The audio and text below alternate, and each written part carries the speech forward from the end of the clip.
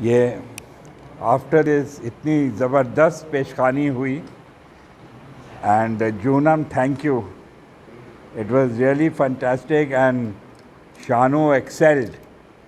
And یہ بچہ, he is the future of Pali. And Bablu کو سلام جو اپنے بچوں کو یہ تربیت دے رہا ہے.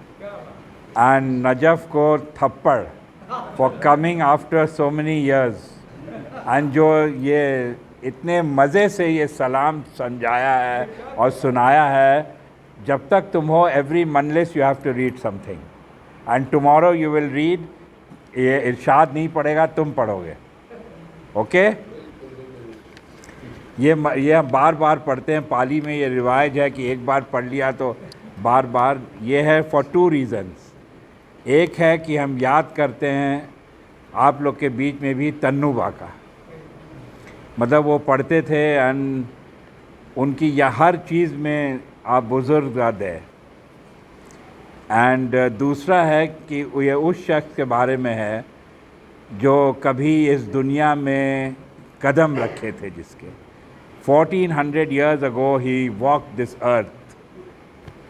اینڈ جیسے جونم نے کہا, this is about حضرت علی and his whole life, what it stands for. اور I don't know whether you heard this, تنو با کو سنا ہوگا, but I am getting a little better with practice.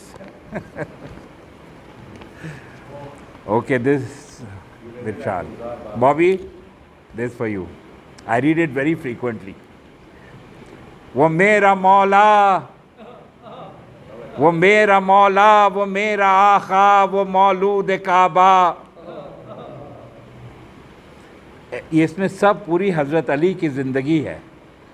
وہ میرا مولا, وہ میرا آقا, وہ مولود کعبہ. سفر جب اس نے شروع کیا تھا حرم کی دیوار میں, اس کی خاطر خدا کی جانب سے در کھلا تھا. اور بتوں کے تن جب لرز رہے تھے اور اجدر کے ٹکڑے بھی بکھرے پڑے تھے, اس کے ہونٹوں پہ کوئی بھی دعویٰ نہ تھا. تنو بھائی یوزڈ ٹو سے, اسے یاد رکھیں, اس کے ہونٹوں پہ کوئی بھی دعویٰ نہ تھا. ذوالعشیرہ میں جب ایک معصوم بچہ نبی کی حمایت میں تنہا کھڑا تھا. ہم کو یاد ہے, آئی روٹ این آرٹیکل, ایک لکھا تھا کہ اٹ واز اباؤٹ حضرت علی کے بارے میں ان پٹنہ کالج. تو اس میں میرا سینٹینس یہ تھا کہ جب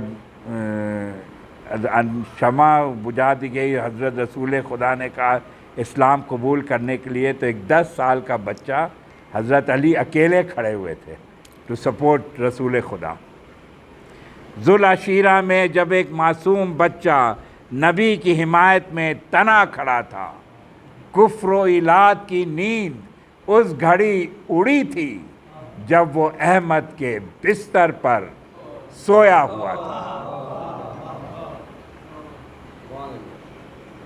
بدر و خندق احد میں جب شمع روشن کے آگے جب وہ فانوس بن کر ڈٹا ہوا تھا, جبرائیل آسمانوں سے تحفے تھے لائے, لافتاؤں کی صداؤں میں جب اس کی خاطر جب وہ خیبر کا در تھا اٹھائے,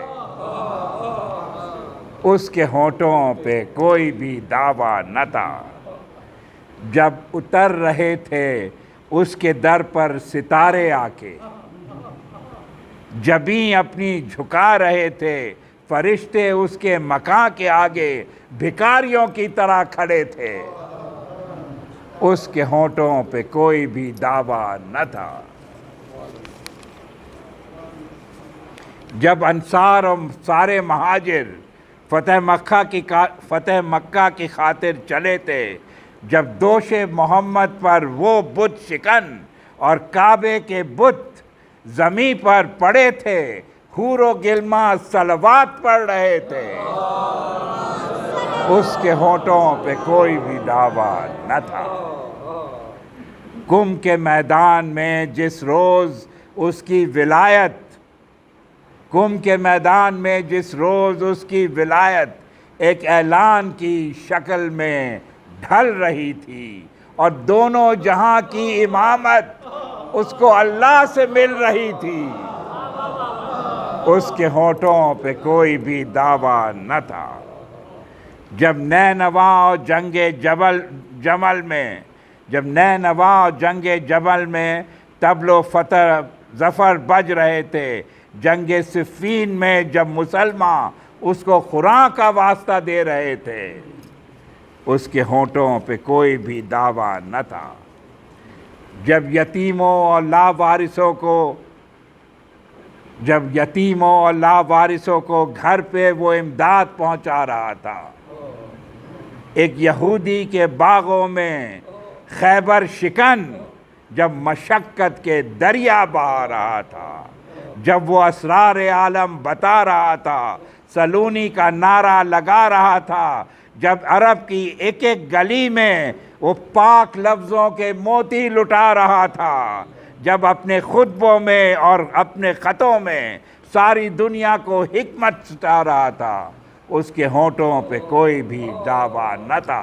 ہاں، مگر جس گھڑی سر پہ ضربت لگی اور مسجد میں خون کی ندی بہہ گئی، عمر میں اس نے پہلی دفعہ خون آلودہ ہونٹوں سے دعویٰ کیا، رب کعبہ قسم ہے تیری قسم، آج کے دن علی کامیاب ہو گیا۔ اللہم صلی اللہ